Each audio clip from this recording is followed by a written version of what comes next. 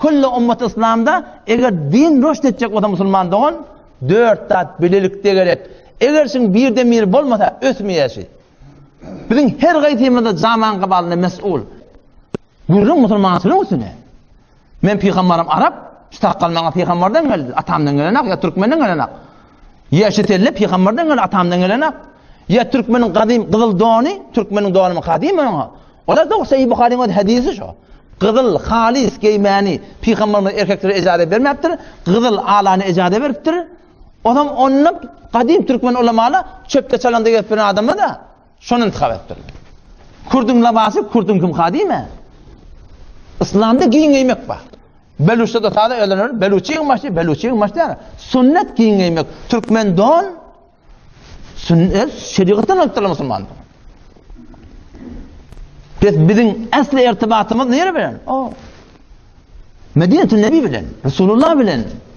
Biz dinimiz şoň olsa, bizim şu otit aramızda birbirine muhabbet ba, arkalaşıp dost, gurundeş bolýar, gurun etýär, biz Türkmençilikden sürümdäbi. Beluçça teşvik men Farsi gurun. Ordu göteme ordu gurun etmez şu an. Ama müşkili yok. Men Musulmanlık derekti biz birbirimizi saçsak Müslümanlık. Peki eğer şu din öşek bolsa, inelekin o da 4 tane halife var. Şu 4 halifenin vücudunda her gaysında bir zat var. Şu 4 zat bile olmalı. Men vücudumda, men hanımadamda, bizim camiamızda, mahallemizde, mantıqamızda ta din össün. Hemme Müslümanlar eyleli vermeli. Sıddıkta yumşaklık var, has bir yumşaklık. O da qati yerine qati. Has yumşaklık Sıddıkta var. Qatiiyet Faruk'ta var. Hazreti Osman Gani bay, mal var. Hazreti Ali radıyallahu anh'da da alım var. Eğer şu 4 zat bile bolsa, men öz hanavadanda yumşaklığım zahirine gerek.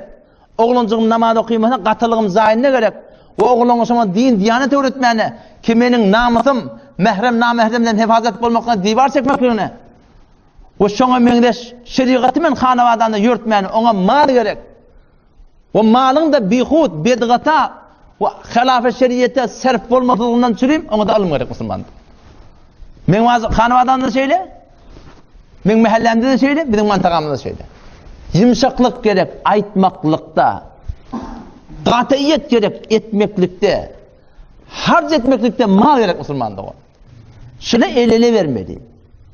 Ilmi, bilmeyen zatın sorap. Şu 4 zat eğer bilim olsa Müslümanda o, şu 5 varmak, bilede emma bililikte bir radi götürüye, bizim şunu kun şeytler Müslümanda. Adam eğer şıf suratın ne kadar elele verip arka olsak, dünya kıradan abat bulur.